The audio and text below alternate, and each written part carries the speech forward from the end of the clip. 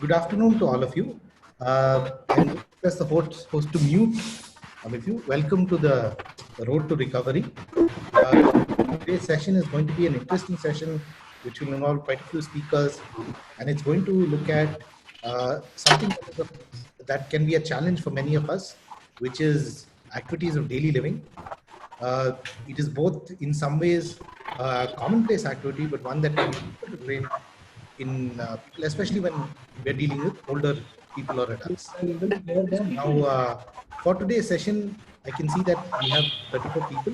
I will hand the session over to Dr. Sai Lakshmi to make a few introductions, and then perhaps we can have a round of questions for the people who have joined in. Some rules for etiquette for the session would be that please keep your mics on mute unless you're speaking. I'm going to ask the host to mute everybody. You can unmute yourselves when there are specific times when interactions are there. You can, of course, put your questions in through chat, and we look forward to having all of you participating. Dr. Sai Lakshmi, I'd hand over to you. Dr. Sai Lakshmi is our additional professor and head of nursing and in NIMHANS, and she will be our chairperson for today. And she has a lot of experience with activities of daily living and instrumental activities of daily living, both in terms of research and in terms of her work. So, Madam, she's the best chairperson for today. Madam, I hand it over to you. Thank you, Dr. Deepak. And I welcome all the speakers. I can see that many have joined already. And I also welcome all the family caregivers. We are very happy to see you all joining this session.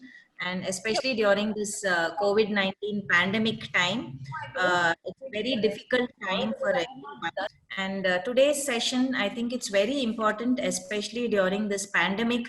I know that many of you would have had difficulties with ensuring that your loved ones carry out their activities of daily living. It could be simple activities such as brushing their teeth, taking bath. It could be even more complicated activities like managing the money, going to an ATM, taking money. So during this pandemic, having them in the house, and we had 3 to 4 lockdowns, so I can understand what all difficulties you all must have gone through. Let us hear from experts today about various methods of continuing to train your loved ones at home. We have with us very eminent speakers, Dr. Sri Krishna Ganavaram, and he is from NIE PMD. He is going to talk about positive aspects of disability. We also have Somana BG, who's a rehabilitation manager from the Richmond Fellowship Society of Bangalore. She is going to speak on training persons in activities of daily living, home-based rehabilitation. That is how you would continue to do it at home. And we also have Dr. Manjula, who is a professor of clinical psychology from NIMHANS. And Madam will be speaking about various behavioral techniques which are very important and which help you in training people with mental illness in activities of daily living. We also have our own PhD scholar, Annie John, who's going to talk about her experiences in instrumental activities of daily living like cooking, ordering groceries, taking orders, managing the cash, and managing account on the computer system. So she's going to give us about her experiences. We also have the instructor at the psychiatric rehabilitation services, as some of you might be already aware of. We have Roses Cafe, full form is recovery oriented services cafe, which looks at catering to the needs of the staff, students, and other public at NIMHANS by giving them nutritious, healthy food. And this food is prepared by people who are coming for daycare services at NIMHANS. And we will hear about the instructor also. So this is going to be a very interesting session. We also want a lot of interaction from all of you about your experiences, and this is a chance for you to ask, clear any doubts which you have with the speakers. So after every speaker speaks, there will be 5 minutes, and you can note down anything you want to ask them, and you can raise your questions. So we have Priyanka with us, who is going to be the MC for this session today. I request Priyanka to introduce the speakers.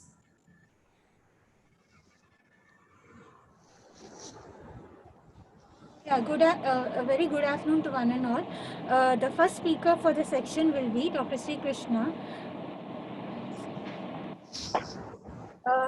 As Sai Lakshmi ma'am already told, she's a faculty in rehabilitation. As Sai Lakshmi ma'am already told, he is a faculty in rehabilitation psychology at National Institute for Empowerment of Persons with Intellectual Disabilities, Secunderabad, and he has vast experience of 20 years in serving persons with intellectual disabilities and their families. Dr. Krishna will be the first speaker for the section, and he is a faculty at Rehabilitation Psychology at National Institute of Empowerment of Persons with Intellectual Disabilities, Secunderabad, and he has a vast experience of 20 years working with persons with intellectual disabilities. Now I request you to start your program, sir. So it's over to me, Yes, Priyanka? sir. Yes, sir. Okay. Okay. Dr. Manjula, Dr. Annie, Dr. Priyanka, and others, and the parents. It's very honor for me to address you because I'm a product of NIMHANS, and now I'm speaking as a panel speaker. So I wanted to talk about the positive aspects of disabilities. Especially when I started talking about positive aspects of intellectual disabilities, people started asking, what is positive about intellectual disability? It's a tragedy, it is a burden, it is extra stress. So I worked on this topic, positive aspects, over 20 years. And I would like to begin with uh, how to see positivity in every situation.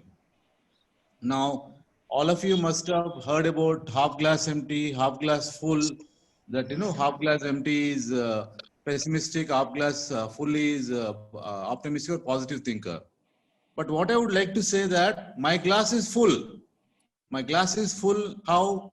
Half glass is filled with water and half glass filled with oxygen. So in life, we have to practice that positivity, optimism.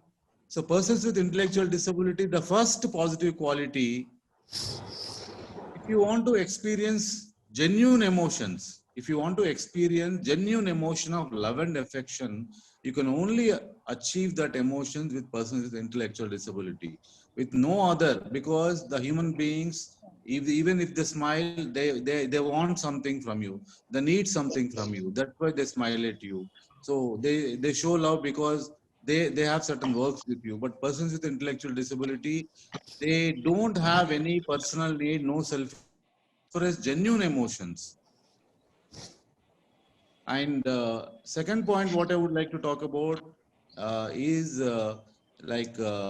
they don't punish with an intention. They don't cheat anyone with intention.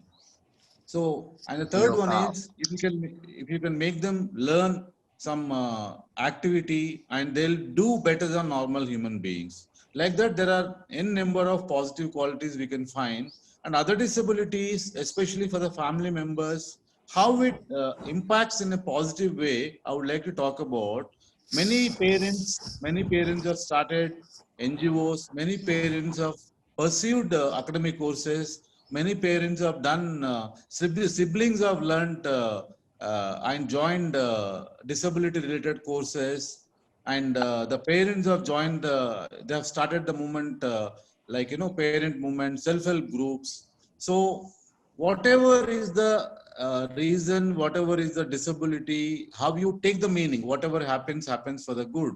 So if you can take it in a positive way and take the positive meaning and try to develop. For example, now the whole world is worried, and the whole world is affected by the dangerous pandemic, corona. But that also we can learn. Families have joined together. People have started understanding how relations are important, how parents are important, how brothers are important, so that in each situation we can find something positive. That's what I would like to talk about. And if you have any questions, I'm ready to take. Thank you.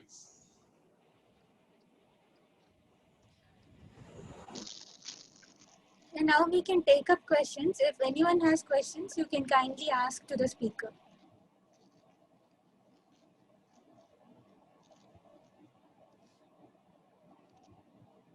Could you kindly tell us what is defined as intellectual disability? What exactly is the definition of that and the range? Okay. Number one is it talks about intelligence.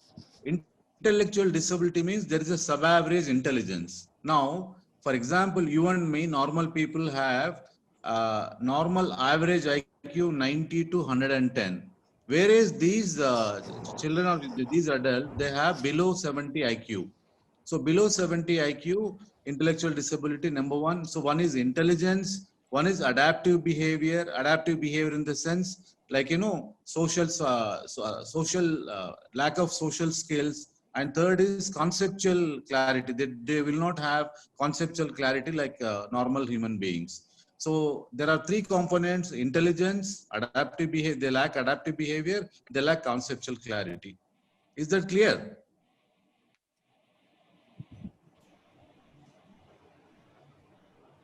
Yes, ma'am. Yeah, I am Mridula Seth from Delhi, and I'm with the Richmond Fellowship Society.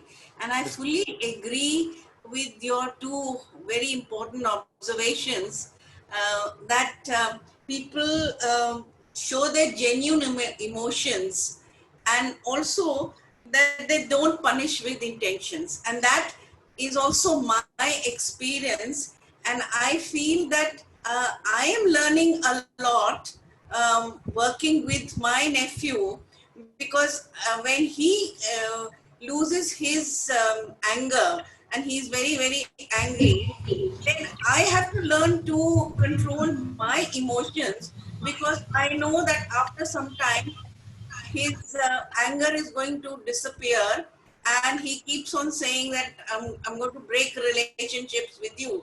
But it doesn't happen. The very next day, he's back to normal. So that is what everybody doesn't understand. And a lot of people in the family and friends, they are unable to maintain relationship because they don't understand that this is a quality which we as caregivers of friends need to understand. Well said, ma'am. Well said, ma'am. Thank you so much.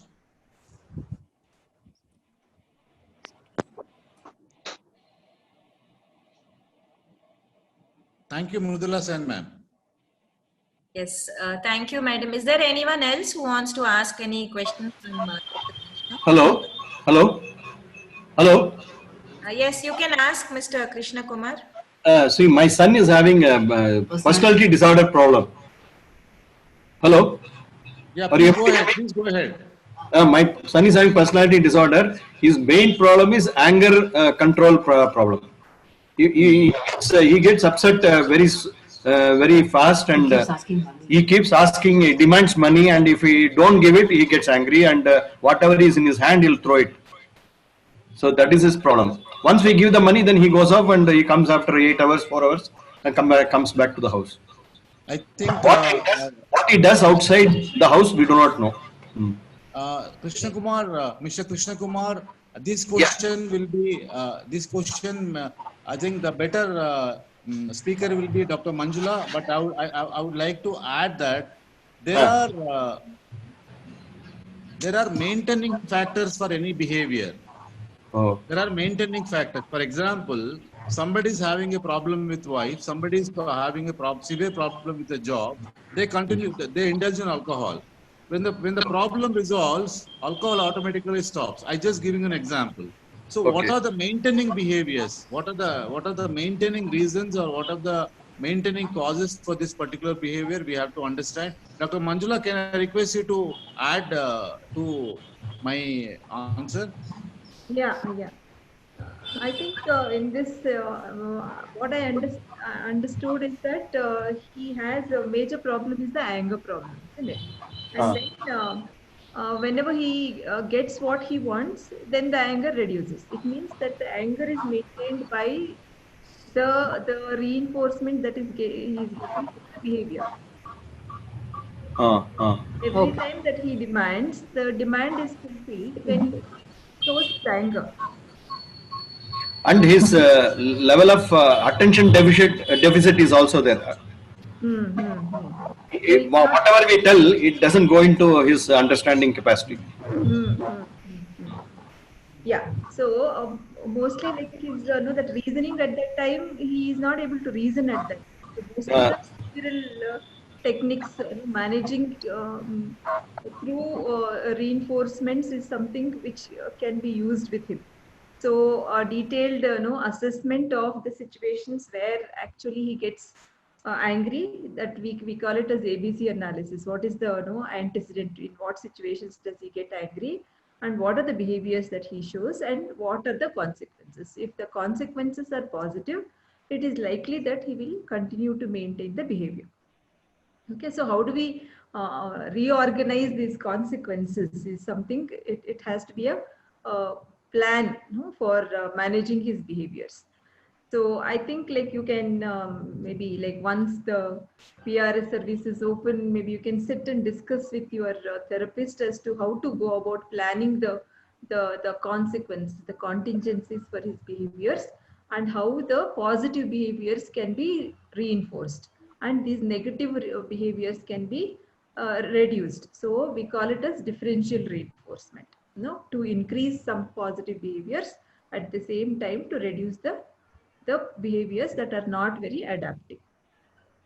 Mr. Krishna Kumar, I think we can have a personal consultation later with your concerned doctor, and please address questions only related to the activities of daily living, like money management, managing laundry, handling a telephone, things like that, because today's speakers are going to speak exclusively about that. We can move on to the next speaker, Priyanka. Can I say something, please? Yes, Mr. I am Air Marshal Thusu here. I am the Vice President of Karnataka Parents Association for the Intellectually Deficient, which was earlier known as KPMRC. We are running a home for the children, group home for the children at Neelamangala. We got 58 children, different categories. And altogether, we see a lot of positive response in their behavior, in their lifestyle, as they intermingle with the other children in the home. So that is why I came on this program. So any of the parents who are interested, we can always help them out. That is the first part. The second part is I'm also a caregiver for my son, who is a cerebral palsy child with multiple disability, both physical and mental. His IQ is around 58. And he's 44 now. And he has got very simple demands, which we meet, but they are repetitive in nature. So sometimes we get irritated, but then we try to control ourselves. But we are also human beings, so we sometimes don't do that. But overall, we find that as long as you give them love and affection and give in to their small demands, they give you a lot of love and affection. Okay? So to all the parents, I say this is something which we have to live with. It's God's gift, and we should treat it like that. And they're all human beings, and we have to treat them as individuals. That is my submission to all the parents here. Thank you. Thank you. Thank you, sir. Thank you, Nirmal Garu. Thank you, Mr. Nirmal, for the nice words. Yeah, Good afternoon, sir. I was in touch with your director, Dr. Satish. I did a program in the CSR conclave where he had come. 2 of your people came there from NIMHANS. Okay, thank you so much. So you people are doing a wonderful good job. afternoon, ma'am. I would just like to remind everyone that today's session is exclusively only to discuss about activities of daily living. Like I repeat, telephone handling, telephone calls, money management, small chores at home like cleaning, cutting vegetables, cooking. So it's restricted to only those. Any other sessions which you want, you can always put in the chat, and we'll have future sessions related to handling behavioral problems, anger, things like that. We now move on to the next speaker, and I request Priyanka to introduce the next speaker. Yes, ma'am. Priyanka, can I have one minute? Yeah, yes, sir. Priyanka, can I log out, or do you want me to be there for the entire session? You can be there, sir. Okay, please go ahead. Thank you. Thank you, ma'am. I want to introduce the next speaker for today's afternoon. It is Miss Sumanna. She holds a master degree in psychosocial rehabilitation. Currently, she is working in Ashra Halfway Home, RFS, as rehabilitation manager. Has 17 years of experience with working with persons with mental illness. Over to you, Miss Sumanna. Yeah. Good afternoon. Today I'll be talking about a very common but important topic, that is activities of daily living. Every morning when we wake up, we get into our routines so naturally and automatically that we do not have to make any conscious effort to do that. Then why talk about ADL? See, it is extremely important to talk about ADL as we work with people with mental disorders who, because of their illness, would be hard hit on these aspects. They would have lost the motivation and the skills to even carry out the basic daily activities. So there's a famous quote which says, mental illness is not a choice, but recovery is regularizing one's activities of daily living. And this is an important step in the recovery. So naturally, it holds a very important role. And so we have to talk about the activities of daily living. This pandemic has posed a lot of challenges to all of us. Mental health professionals, users, caregivers, family members, students, and so on. So from the fear and panic phase, we are now slowly sliding into the phase of acceptance of this particular disease and how we could manage ourselves at home and do certain activities which are usefully engaging them. So on the one hand, we had to educate the clients and the caregivers, making them aware of the COVID and make them aware of the gravity of the situation and impress upon them the need to practice all the precautionary measures of their other safety to keep themselves safe and others safe. On the other hand, we had to plan activities to keep them engaged and usefully occupied. So while planning home-based activities of daily living, certain points have to be kept in mind, like assessing each individual is different. So each individual's disabilities also differ.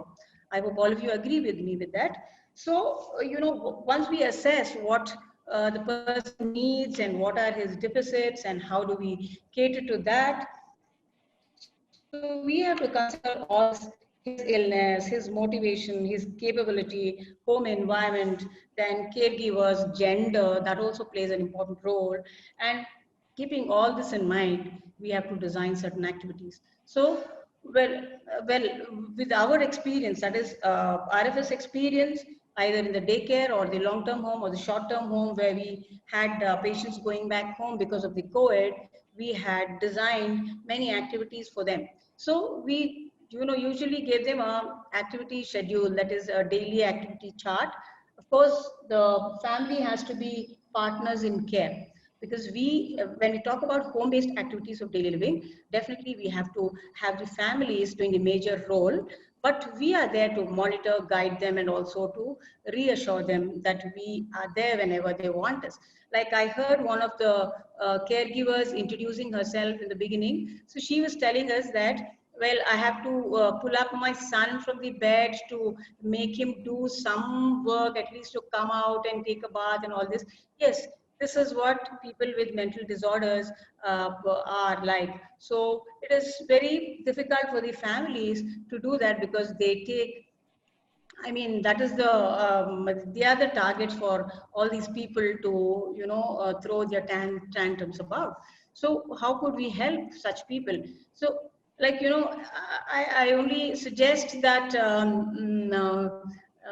say, lady who spoke about her son, that she could take some help the nearby area wherever she is with some counselor or therapist who could guide her in home-based activities and also regularly monitor them. Today, technology is so advanced that we can have video calling and video assistance. So we also did these things to our clients. So we would put on the video call and monitor them through that, and the clients also would see us. So when they would see us, they would like to do whatever they would not be doing when the family members told them, and they would feel reassured, and the families also would feel helped about it.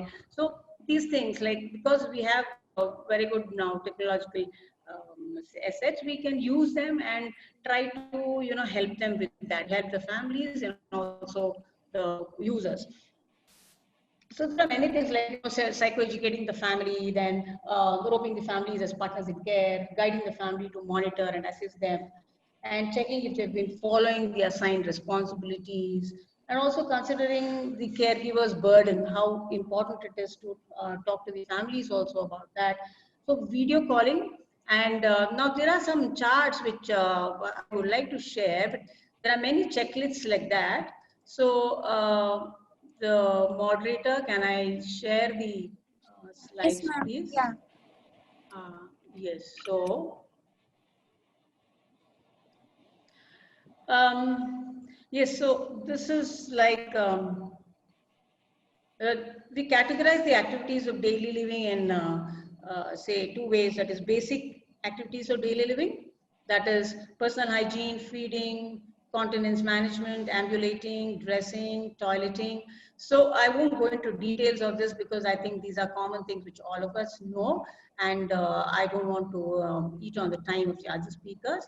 And the other set of activities of daily living, instrumental activities of daily living, which we call as companionship, mental support, management, transporting, shopping, then managing bank, like one of the speakers, I mean doctors, were talking about going to the ATM, drawing money, and preparing meals, communicating with others, all that. So it goes all the way from, there are many things like education, work, play, leisure activities, social participation, how they involve in all this. So these are instrumental ADLs which we talk about. So like we have a checklist. We made a checklist like this: wake up, then personal care, exercise, bathing, prayer, music, breakfast and medicine, then household chores. It can be vegetable cutting or helping the family with many other small activities at home. So we asked them to specify their task. And then in Chetana and Asha, we gave them some home assignments. It could be some, diya painting or writing a journal, or it can be, giving them a topic and asking them to write on that. And so we gave them some assignments every day. On a day-to-day, we would monitor them. And then their lunchtime, say, then reading books, drawing, watching TV, writing details, diary and all that. And after that, 4 to 8, watering plants at home, watching TV, then having their own time, dinner, medicine, having their time with their peers or their siblings or their parents and all that, and bedtime. So we had a checklist like this, and we asked them to mark on all that. And also we would ask the families to monitor that on a daily basis, and we would monitor that through phone calls or video calls, and we would check on them. So it's not that to check whether they're doing it on a strict basis, it is to help them or guide them. So we also had a mood chart. See, there are many checklists like this. Like we could use any of the checklists. We can make our own checklist. So we made our own checklist. This is another checklist which came up from the other things. So whatever they're doing, brushing your teeth, all the time do they do, or once or twice a day, once in a while, or never. So there are many pointers like that which they could work on and show that. Then there are many self-maintenance scales which also talk about all these ADLs which you can score, and also the families can help in that and get back to the therapist or the counselor who could help them using all that. Then so these are some of the things which we could do to help them keep monitoring on a regular basis. And then of course there are a lot of checklists available, but we have to design whatever suits them, because you'll know the person better and you'll know what works for him and what does not work. So that is how it goes on. And yeah, if there are any particular questions regarding this, I can take those questions. And if there's anything which you want me to explain. Because in this activities, yeah, like personal care includes all these brushing, bathing. So there are many people who would not like to do that too because they don't have the motivation.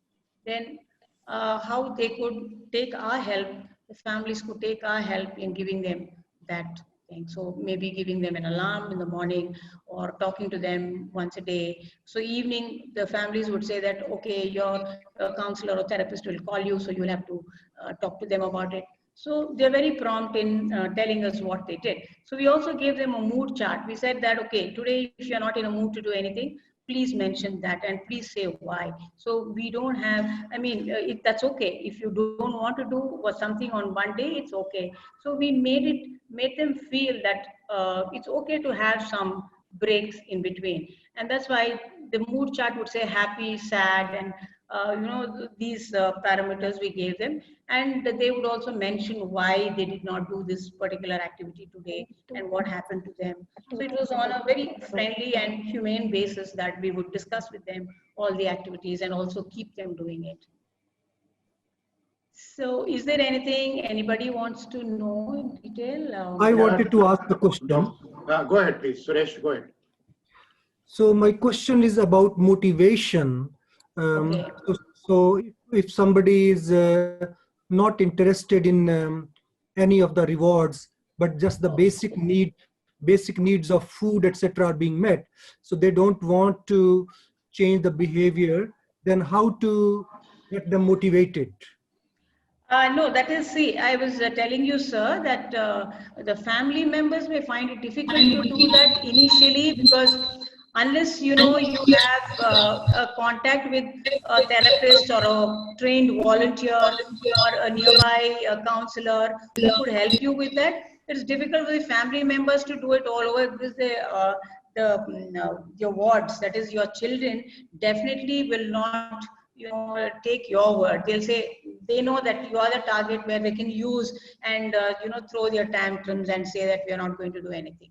So it is difficult for the family members to do it. So initially, if it is too hard, then you will have to take the help and support of maybe a trained volunteer nearby or a counselor or therapist who could help you with that. So once they start and once they get into that routine, that is a groove, then you can do the supporting and the follow-up. So like how we did every day, we also knew that when we sent them back home, now Chaitanya, the daycare is closed for 4-5 months. So how will the people at home manage?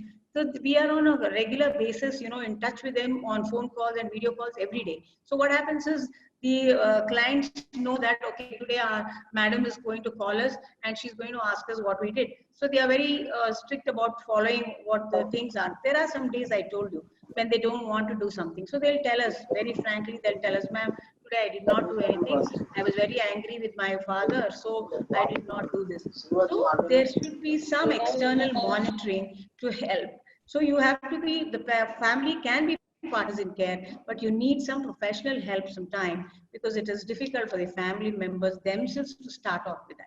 So once it is started, the family members can be very supportive. They can give that support.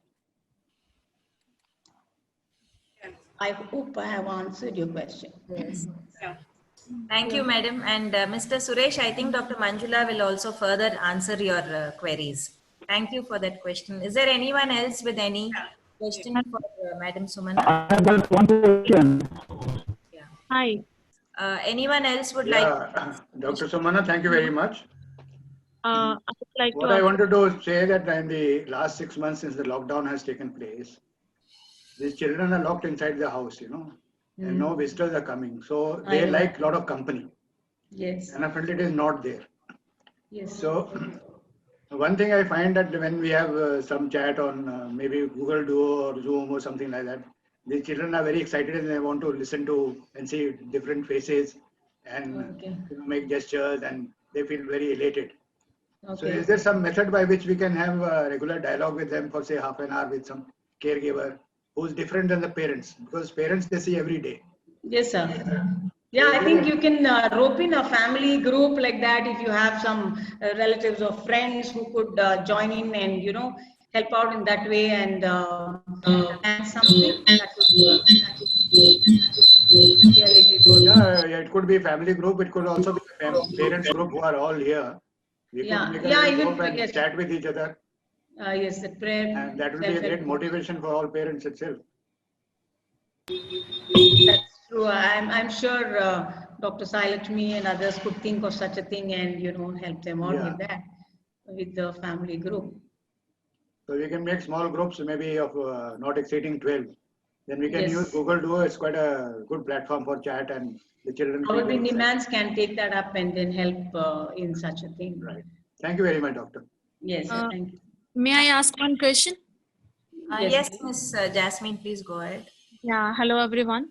So I am Jaspal's elder sister, and Jaspal is a special child. So he got some developmental deficit, and he now is a special child. He's a mentally retarded patient. And the thing that we discussed right now is about how to, understand them, how to get to know what they need, and then help them.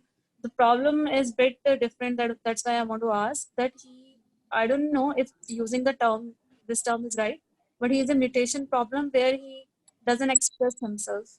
So we fail to understand at times what he wants, and he gets angry. He gets that anger outbursts, right? And we every now and then try to figure out why he's getting angry. Whenever he's getting angry, we could sense early on that mood is off. Something happened, but we never really get to understand what happened. And sometimes it's just very sudden, and we never get the chance to control ourselves. He throws things around and beats people around. Then afterwards he regrets it. That's what we can sense. He starts checks. He has beaten you, checks you whether you are hurt or not. So we personally feel a lot of challenge how to understand a child who has this mutation problem, who doesn't really express himself or herself. Priyanka, I would like to answer the question. Yes, sir. Okay. Jasmine, you have to understand anger is a very powerful emotion, and it has got certain reasons, even in persons with intellectual disability. And Jasmine, please don't use the word mentally retarded. Now the new term globally, intellectual disability. So number one, so you'll have to understand there could be two reasons. There could be biological reasons, a neurochemical imbalance, or it could be neurotransmitter imbalance. And secondly, psychological reasons. So in most of the normal human beings, including intellectual disability, it could be psychological. It's a mixture of psychological and biological. So if it is a biological related, psychiatrist, and if it is psychological reasons, you can consult Dr. Manjula, who is available at NIMHANS, and you'll have to understand the reasons behind anger. For example, if someone is not allowed to express his anger, then that will it's like the term called brown stamp collection. You are angry at something, but you're unable to express, so you go on collecting in your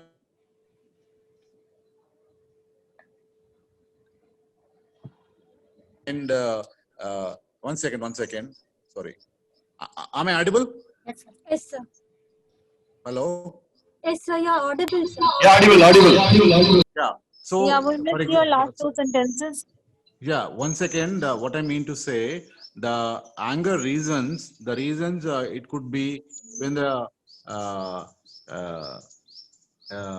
when someone is not allowed to express his anger. Anger is a kind of a emotion like that needs ventilation. Number one. Number two, and people learn to become angry to get something. For example, let's say one of my earlier boss, if he wants things to be done, he puts a deadlines and somebody doesn't follow, he starts shouting. He uses it as a weapon.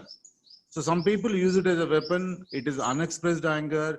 And thirdly, if they want something, like children with intellectual disability, they want, for example, a chocolate, or they want something, some food, favorite food, or they want to watch a favorite channel. So you'll have to understand why he is getting angry and the reasons behind anger. Then we'll be able to address. Jasmine, do I make any sense? Yeah, so I was asking about, is there any specific method? Maybe you can just name some method that we can use to understand, because the challenge is we fail to understand, right? He doesn't communicate at all.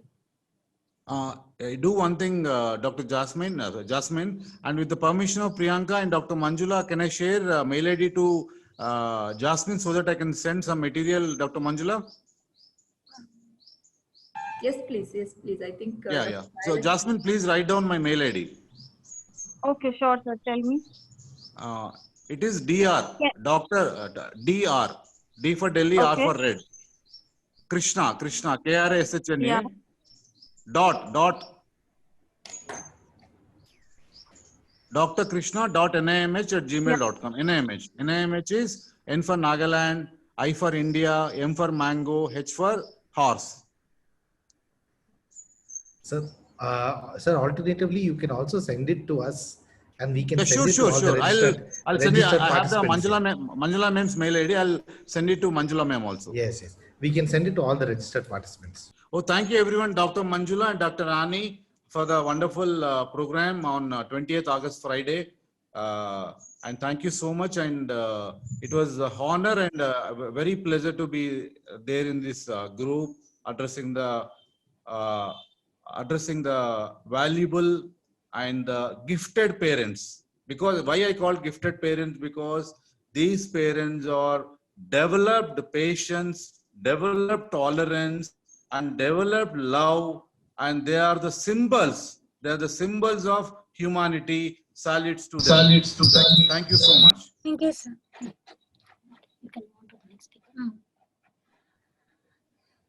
Okay, bye-bye everyone. Thank you, sir. Thank you very much.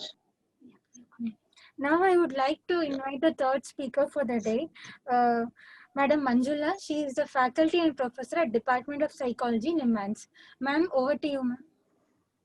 Yeah. So, Dr. Sumana has, Madam Sumana has made my job easy. I think she has listed out all the instrumental activities of daily living. So these activities are slightly complex compared to the ADLs, activities of daily living, because it has series of things to do in order to complete one particular task. Say, for example, if you have to prepare a meal, it requires a lot of planning and organizing and getting the things ready, and then maybe the place and plan what exactly you want to prepare, and the procedure of it, doing it, and then completing, closing everything and cleaning. So there are series of things that needs to be done.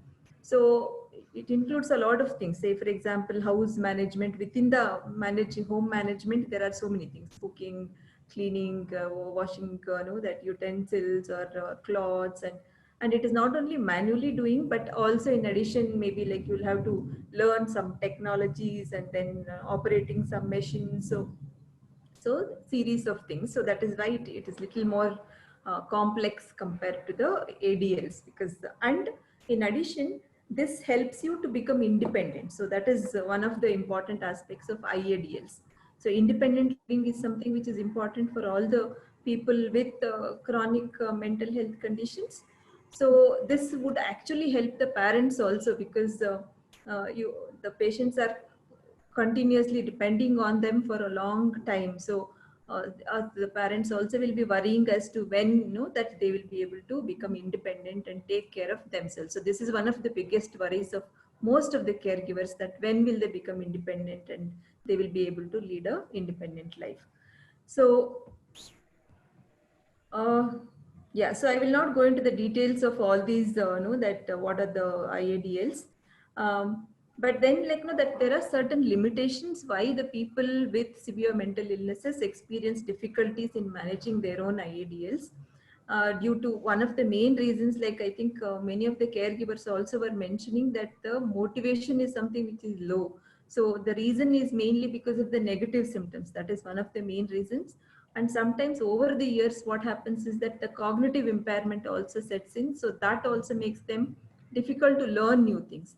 And then over the time, another thing that happens is that the loss of reinforcement, that they don't get any reinforcement because of the activities that they do. So that the sense of that mastery or sense of achievement or sense of that they are contributing something to the family, or so that is something which also is one of the reasons why the motivation gets lower to them. So these are the reasons why people actually know that they have difficulty in engaging in the instrumental activities of daily living or learning any new thing, or generally whatever they have learned also they start losing it over the time. So as a consequence, they start depending, and the family members or the caregivers, they perceive the burden, and then it becomes a difficulty in managing the people. Sometimes, as a consequence of this, people also would the patients themselves may experience anger, boredom, distress. All these things can happen. So the training in IADLs is to do a lot of skills training. So it is a series of skills, like I said. So it requires that how to train a person in these IADLs. So like I said, since it is a complex set of activities, one needs to break these activities into smaller tasks. So what we call it as task analysis, like what is the task and what are the steps involved in that. So what are the steps that the person can do? So this assessment has to be done. So what the person can do, what the person may find it difficult, which may require a longer training for the same. So first you analyze that and then take a small, the bit of the activity. Say for example, somebody may not be able to completely cook a meal. That's a series of tasks. So but then maybe they can actually keep for the cooking the rice, something that keep the cooker for rice, how to cook the rice. It is simple. So maybe like you can choose something which is simple, which is doable for the person. So that is something which you need to keep in mind. And then there is something called as part practice or whole practice, whether they need to do the thing completely or it is one part of it they have to do. Say for example, just mixing the atta may be one part of it, or just taking everything whatever is required for maybe like preparing the dough is something which is a part of the task, which is not a complete task in itself. So whether it is a part of it or cutting the vegetables is a part of the task, it is not the complete cooking, or it is not even the single that item that they're cooking completely also. So just see what are the parts that needs to be done. So start giving these parts also. So it is the part or the whole practice. And the first thing that they have to do is that modeling, how to do it. So what are the things that they have to take, and then how do they cut it, or like what kind of a vessel they are going to take, and what kind of a knife they are going to. So it is all these things, and then model it, how to do it exactly. So one by one, because like I said, the cognitive the impairment also would be one of the factors for them to have difficulty in learning. So you have to show them clearly as to how to do it. Just telling them may not be helpful.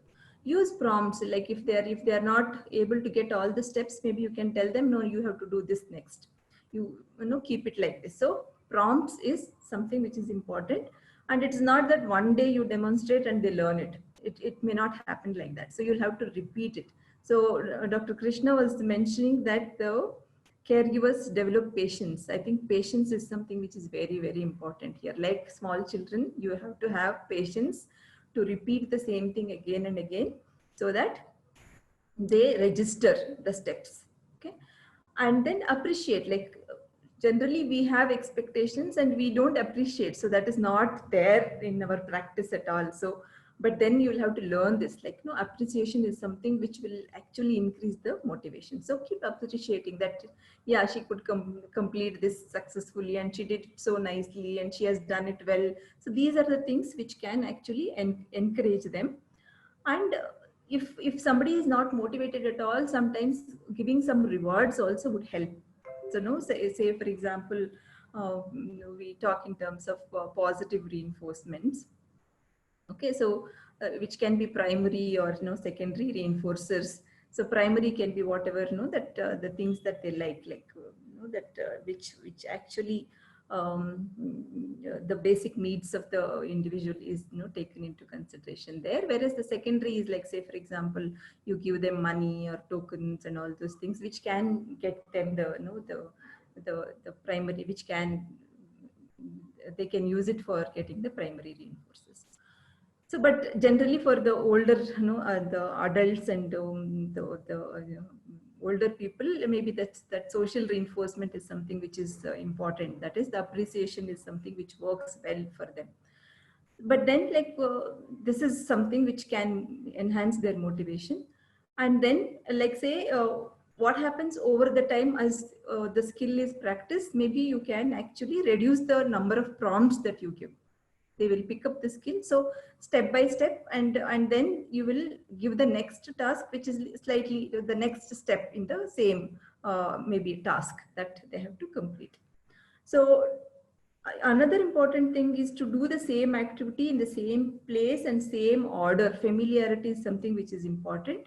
And maybe like if they have to cook in some other kitchen, maybe they will find it difficult. So generalization may take little more time, but then see that the particular task is done in a particular setting, that so that they know that there is familiarity. Okay, they know where the things are and how to do it. And one more thing that the caregivers have to keep in mind is that they have to start with something that the person can do successfully. Success is something which is important. So don't give the task which is difficult and they are not able to do it properly, and then their motivation is also like lost. So as it is, like the person doesn't have so much motivation. So that is the reason why see that they will achieve success. So give the task which is simple for them so that the success can be achieved. And something that interests the person, like if somebody is not interested in, say, washing utensils, like if you start off with that first, then they may not be interested in that at all. So start with something which is interesting to them and something which is concrete, that is clear. It is not that you should tell them vaguely that you have to clean up the whole house. Then it is not clear at all. They don't know what exactly to do. So you have to be very, very concrete when you're telling them what exactly they have to do. So that is very, very concrete instructions. Say, for example, you can tell them that you can just fold these, all these clothes and keep it inside the cupboard, something like that. No, so that is very clear. Yeah. So yeah, people were asking about a lot of questions were about the anger and anger management. Although that is not the topic for today. Yeah, I will touch upon that a little later towards the end of my talk. So the person who trains, who trains in the IADLs, one, like I said, the patience is very, very important, and not to keep the expectations unrealistic, which cannot be achieved easily, and always keep the baseline performance of the person. See that what the person can do, and then accordingly plan the task. Okay, and maybe like you can have the next goals which are slightly little more difficult than that, and model yourself. That is that I have highlighted already. You should also keep in mind that their motivation is low, and you will have to keep repeating the same thing. Being critical is not going to be useful at all. So if you keep finding faults, that they have not done this properly, or there is a mistake in this, that demotivates them. So don't be critical, and being too accommodative also is not going to help the persons with severe mental health problems. So you will have to balance, like being little firm at the same time, being warm and being encouraging and rewarding also. So you will have to balance both, and if you are finding it difficult, that one person, if constantly training and that taking care of the person with mental illness, they also feel burdened. So it's always better to share the responsibility. So what are the tasks that you are going to monitor, and what are the tasks that the other people in the home that they are going to monitor? So this is something which you can actually share the responsibilities. So Dr. Mahika, can I add one to the IADL from our experience? Yes. That is, you were talking about sending them to banks and to pay bills and etc. So in our center, we started that with, initially sending our clients with the support staff or the admin staff to the Bangalore one, and they would take them for several, say maybe 3-4 times. They took them along, and then they showed them what they did there, how to collect the receipt and all that. So now independently two of them go and they pay the bills and come back. And the clients who have learned that, they are taking the others along now and they are teaching them how to do that. So I think that is one thing which, will help them learn these things. Thank you. Yeah. So that is what it is, like the modeling and then doing it repeatedly. That is something which helps. Yeah. So quickly I will go over this. That anger behavior, that one of the reasons is that it is instrumental, that it gets something. That is the reason why people show anger, and but then it becomes a habit also. Sometimes they are not able to express what they want, Jasmine was mentioning, that the person doesn't know how to know, that you are not able to make out what exactly that he's asking. So I was just thinking whether you can actually make the person to show something. Say for example, when you're angry, can you show in this way, or that maybe some symbols or color, I don't know, or objects which can be used to show that the person is angry, and whether timeout technique can be practiced. So for the timeout, basically you need to explain that whenever you get angry, maybe that you will have to go into this place and then keep be there for some time and then get back, something like that. Whether that can be practiced, that is another thing that I was thinking. And of course, that ABC analysis, what are the antecedents, in case where there are certain kinds of situations when you say no, or when you are not giving them what they want. So what are the situations where actually they get angry? To do that assessment, that will help you to plan next how to deal with this particular behavior. So you'll have to look at the person's both adaptive behaviors that the person has, that is the healthy behaviors, as well as this anger, and then see how you can actually link them together and make use of the more adaptive behaviors also. Okay, so how to that increase this and how to reduce this whenever there is anger, whether the reinforcements that are given, whether you need to continue to give the reinforcements. If you continue, then the behavior would actually increase. So how do you actually replace that with something else? So maybe say, for example, when the person is showing anger, not to give so much of attention is one, and then and then that help them to express the anger in an appropriate way. Maybe say asking, or saying that no, I did not like this, or no, saying that no, that if you do like this, then I get angry. So to express, this is also something which can help them. Sometimes some kind of grounding techniques, say self-soothing techniques also would be helpful. So whenever they get angry, maybe they can do some, that first is isolate themselves from the situation which is making them angry, practice some deep breathing, or say listen to music, or those kind of things, whether they can involve, or go for a walk and come back and something like that, and then express rather than doing physically showing the anger. So the alternative methods of showing anger can be something which is taught. Okay, yeah, so I will stop here, and I will be happy to take questions.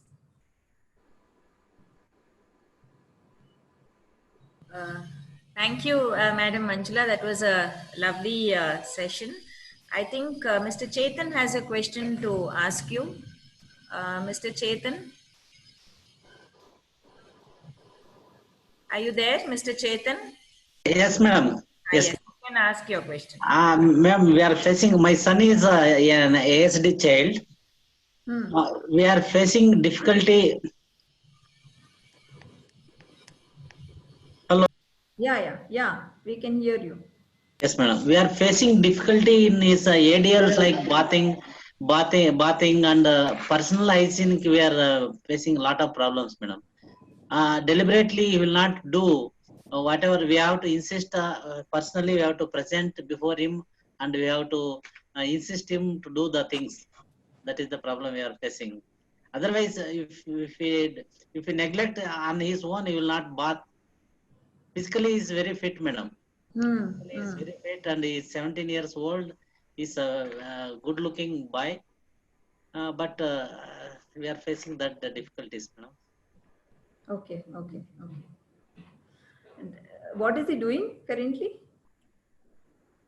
Ma'am, he is studying in Asha Kiran Special Needs School. He's in 9th level, madam. Okay.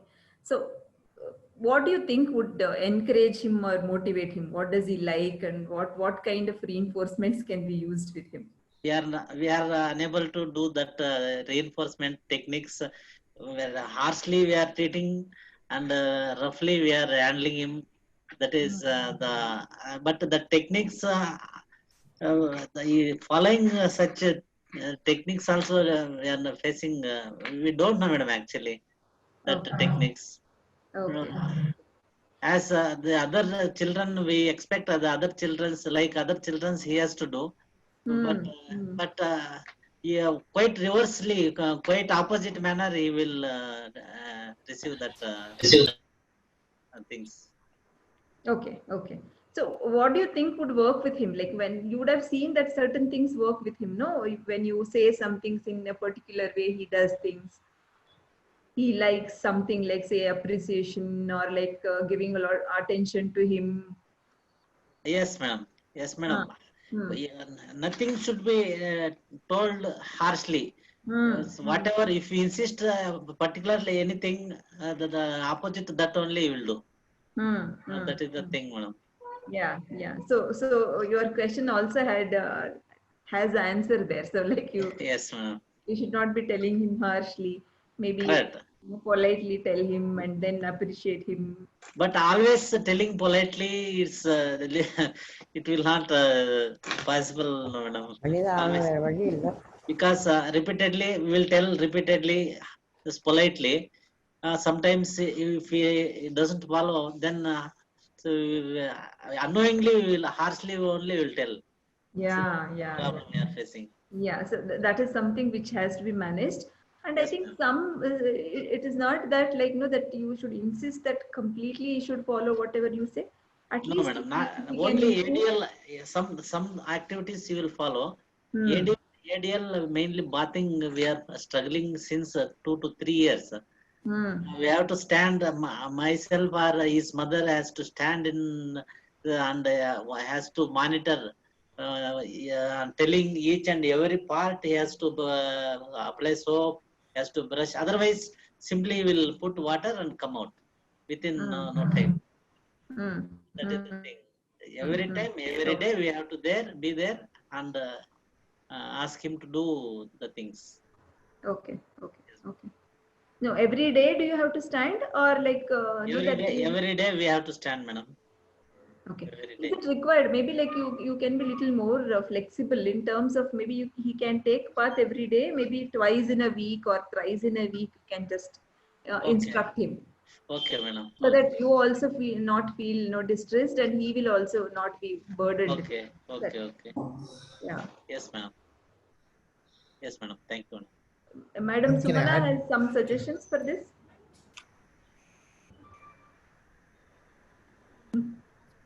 You have to unmute yourself, Madam Sumana. Okay, sorry. In such cases, sometimes what we do is, like, we tell them, that is like how Manjula ma'am was telling, if he likes something, suppose you say, okay, if you have your bath, you can sit half an hour and watch your favorite channel on the TV, or we'll give you half an hour of mobile to play a game, or you can give him some reinforcement like that. You can give him some incentive which says that, okay, if you do this, then you'll be doing this. So every day, if you say this is your bath time, and later you can have half an hour of your time on this, maybe on computer or on the mobile or on the TV, and something like that to help him, like the activity. And like how Madam was saying, You don't have to insist on that every day and, you know, make it so painful for him. You can let him go to the bathroom and just have his time, but maybe alternate days you can just monitor and say that. And slowly you can also tell him the benefits of being clean and neat and all that. So people will like to be with him, sit with him, or, you know, participate with him in our activities. So you can try such techniques and see if that works. So I think these are some of the things which you can do. Can I just add one or two things Okay, madam. to Thank you, madam. what you've said? Yes, Yes, yes, sir. Dr. Deepak. Yeah. So sometimes what can also happen is that people with autism spectrum disorders can have sensory issues. So sometimes, say for example, changing the temperature of the water. Sometimes, for example, replacing solid soap with liquid soap. It may be hard for the person to grasp, or that feeling may be something that they don't enjoy. Some of those factors also could be stumbling blocks for people with autism. So the suggestions given by Dr. Manjula and Sumana are excellent, but I would suggest that perhaps if it's still becoming an issue, then perhaps coming and meeting the clinical psychologist or a psychiatrist would be something that you can look at these factors in a more systematic way. So some of the things that they've told you are things that do help. But if it's not possible for you, or you're finding that it's continued difficulty, you could also look at that. Maybe they could also find out why he is so resentful of, you know, bath. What is that is stopping him from that?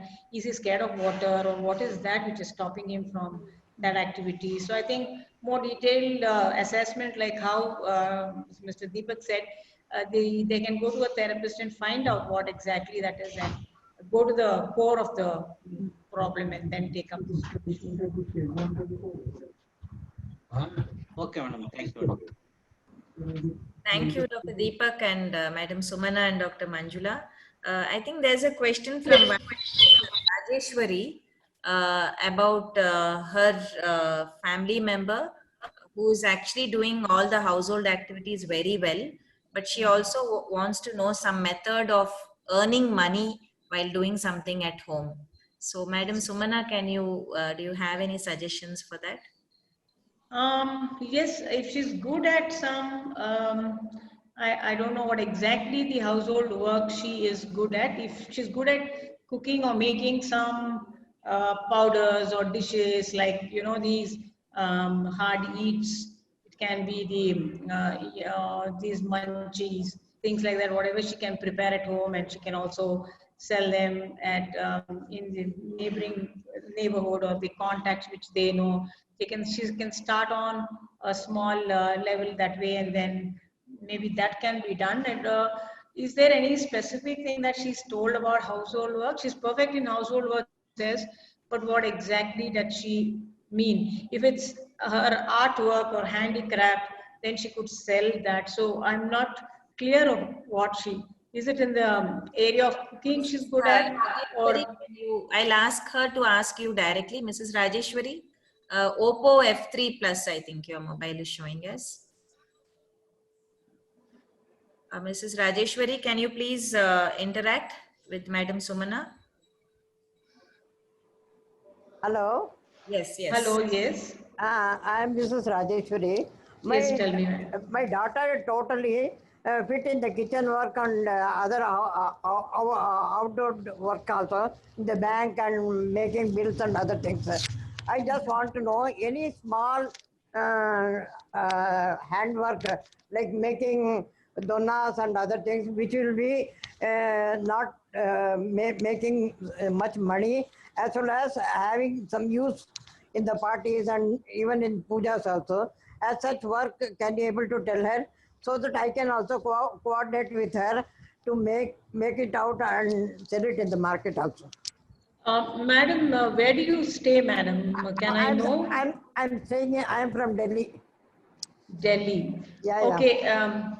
Yeah, you'll have to check with because I'm not familiar with where you have people who could help you in marketing it, or, you know, understand the artwork or whatever she makes.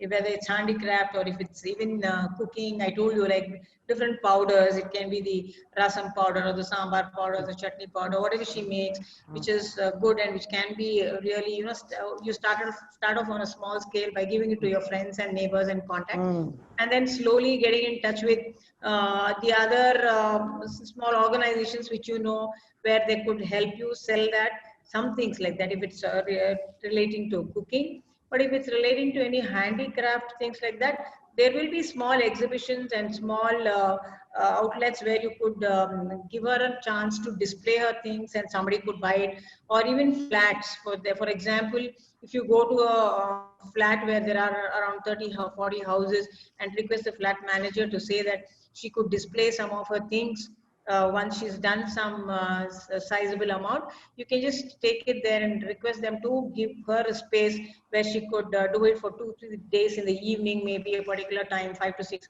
she'll be there. And anybody who wants can buy it, can be the powders or the eats that she makes, or the handicrafts what she makes, or the diyas which she paints, or any artwork. So she can just display all those items, what she could do, and then use those. So there are definitely people in flats and other things, if they also know that they are contributing to a cause, they'll definitely come forward. But only thing is you need somebody to help you out with this networking. So once that networking part is, somebody is there to help you, I think she can definitely utilize that and also earn some money, and that will be giving her some sort of motivation to do more, and it is encouraging. So please see that you hold on to somebody who can help you with that, because it goes a long way in helping her also get her self-esteem, and that is very good. Please try to get some help in that direction. That's what I could suggest. Then thank you for your suggestion. And one thing I want to ask you, she is telling preferably to make the paper plates and donas, which is 24/7 or the whole year, which is very usable. And I am having some outlets and even in some temples and other areas also. For that, where we will get the modules to make the donas and other things.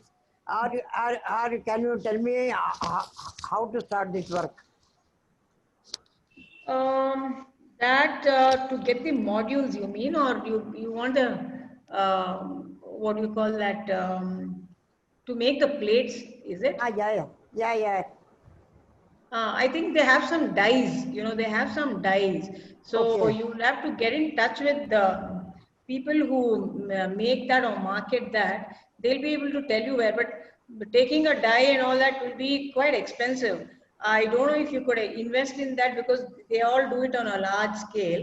So maybe she can just tie up with somebody if she is functional enough to go to that place, spend half a day or 2 hours there with them, and also contribute and help, and then come back. That would be good. But taking a dye and making it at home, it'll if it's on a large mental scale, health then I think के it will उस पे activities पे क्या कैसे कर सकता है इसने, ये राजेश्वरी थी ऐसा ना?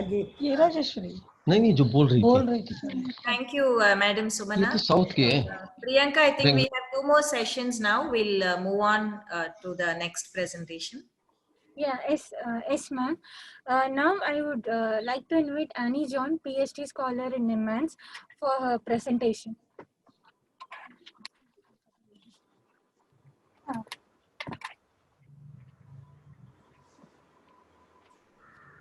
A very good afternoon to one and all. At the outset, I would like to thank the PRS team for having given me an opportunity to share my experiences with all of y'all regarding how training happens, training of ADL skills happen at NIMHANS. Well, let me take you to a journey 6 years back when a seed was sown by our multidisciplinary team with a wish for healthy snacks. The seed was nurtured and the outcome was Roses Cafe, a brainchild of Dr. Sailakshmi Gandhi in the IADL section of PRS. Now, how do we start training our patients in these skills at this Roses Cafe? So, the steps to recovery begins with the referral of the patient from the treating team. Here, once the patient is referred, He is assessed for his need and interest, like the previous speakers, how they mentioned that we need, like Manjula ma'am had told, that we need to see the interest of the patient. Based on their interest, they are sent to different sections. So at Roses Cafe, the instructor makes a quick assessment and assigns the task accordingly. So at Roses Cafe, we are training our patients in domestic skills, like how Madam mentioned, in case of like IADL skills like cooking, handling telephone, handling money, and how to interact with the customers. All these things we are training our patients. And it is not that we jump into a task all of a sudden. So as spoken previously, we use the techniques of task analysis, chaining. So we try to break up the tasks into simpler tasks. And adopting all these techniques, definitely we have seen results. So initially now, for example, if we want our patient to learn how to make a sandwich, so we don't, most of us may be able to pick up things just by watching. But to our patients, what we do is we break up these tasks into simpler steps. Maybe first we will ask them to select what vegetables they want. That would be the first step. The second step would be we would ask them how to wash it. And then the third step would be how they should handle the knife next to chop those vegetables. And then later on, how we can make a sandwich. So we go step by step, making the task simpler. So we also take care of the things when we give sharp instruments to our patients. We see they are under constant supervision, and we handhold them step by step. Once the patients are trained in this task, on rotation, we also give them an opportunity to enter into the kitchen and do some kind of small cooking. Like initially, we may start off with asking them to boil water or then make a tea or coffee. And then later on, we may start with some simple recipes like puffed rice and things like, and then later on, the complex recipes. And this has worked well with our patients. And also, we have been training our patients in accounting, simple money transaction and bank transactions as well. As I would also agree with Sumana madam, we also have patients who are doing these bank transactions, wherein this has helped us, the patients, initially we have shown them, they have learned it, and later on, they become the model for the other patients. So peer learning also is happening there. And one of the good thing about the cafe is the patients are trained in communication skills as well. So it's very nice to have watch the patients working in the cafe welcome the client. So our clients, we have clients from various fields. We have our doctors, we have our staff nurses, we have other patient caregivers, and we have the general public too. So they are all welcomed by our patients themselves. The patient greets them, offers them the menu for the day, takes the order and serves them. And also they take the feedback too. They ask our clients, how was the dish? After the training, we have seen a lot of improvement in our patients, and it is just not restricted to the cafe alone, but it is translated at home. One of the strengths of our cafe is it is managed by the family caregivers and the patients. The joyful thing is, in the process, what I mentioned earlier, our trained patients take up the role of teaching other patients. So where peer learning is happening. I would also like to mention here, we also have proud moments when some of our patients are employed after being trained here.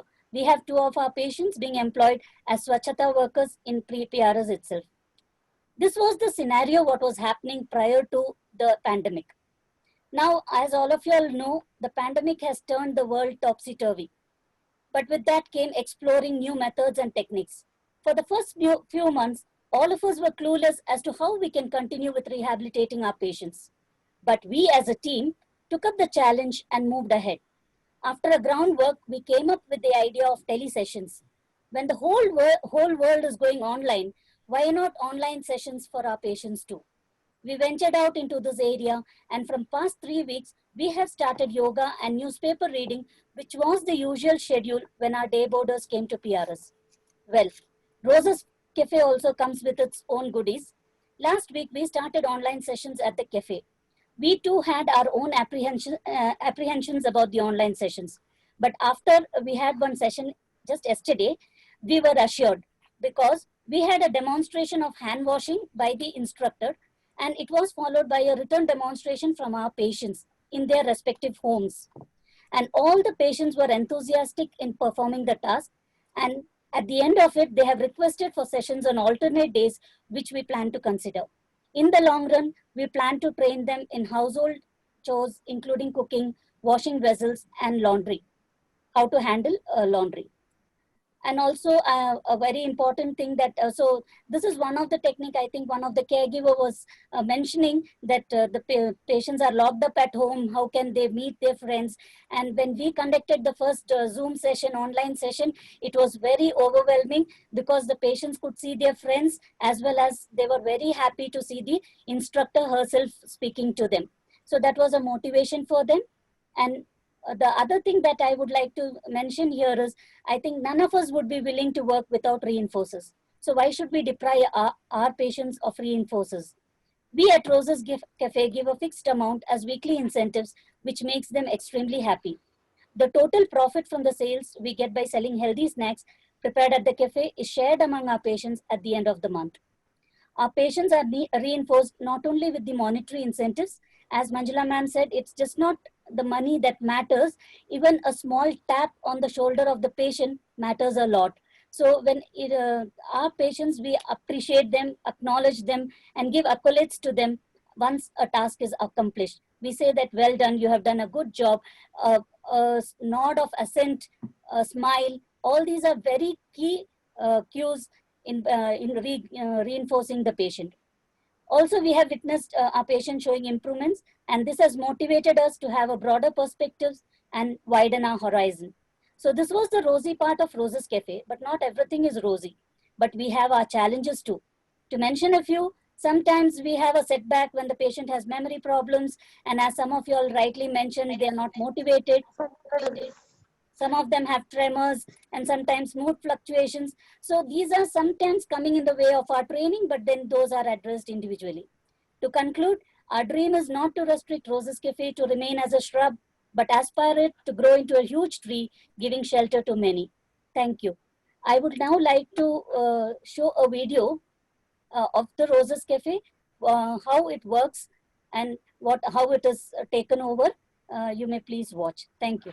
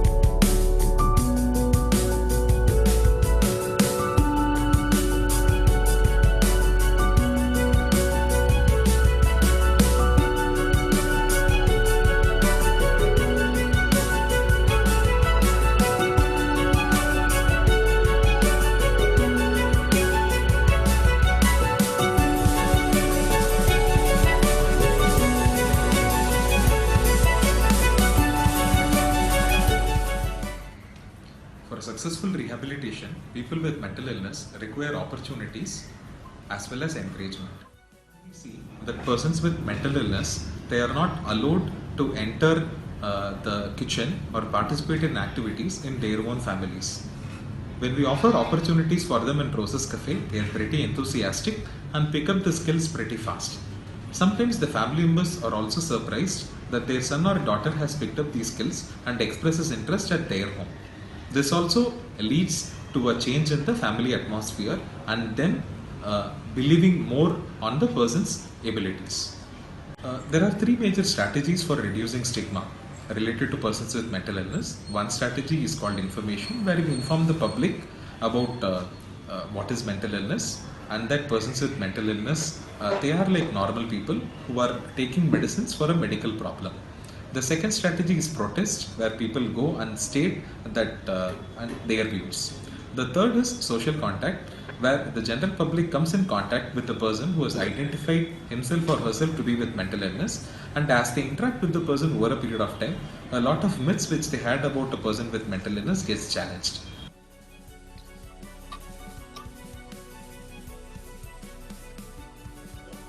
Of the Roses Cafe, it would go back about 5 years back when the psychiatric rehabilitation services team would meet as a multidisciplinary team to discuss with the patients and the family members.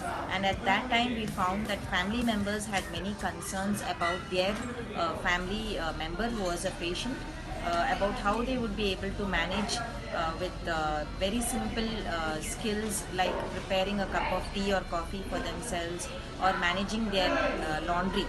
In short, they were more worried about what after me issues, and that is when we came up with this idea about having a domestic skills section, because we know how important it is in a country like India.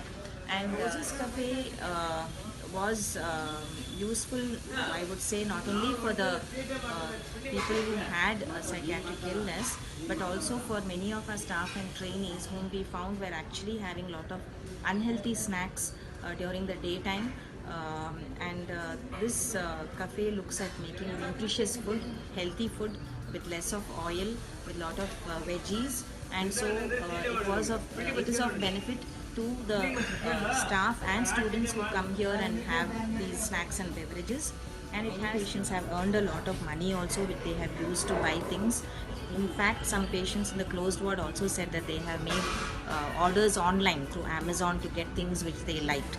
So for the instructors also who are caregivers themselves, it has been a very good experience, a lot of satisfaction that they are able to offer something to the other patients who are ill, and they have also learned how to take care of their patients at home.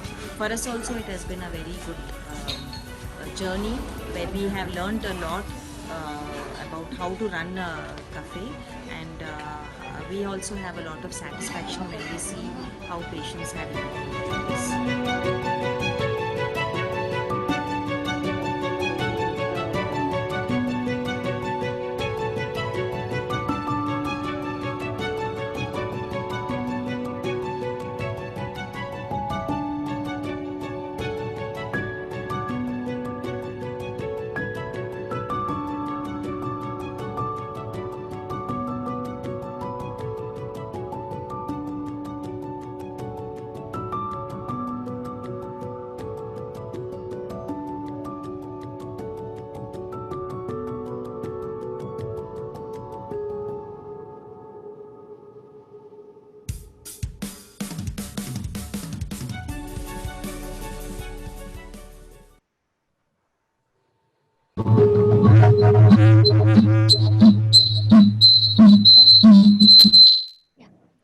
Now I would like to invite Suraya.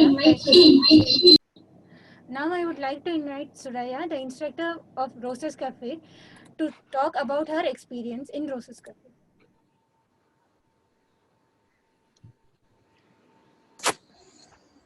ಎಲ್ಲರಿಗೂ ನಮಸ್ಕಾರ. ನಾನು Suraiya Banu, instructor of roses cafe.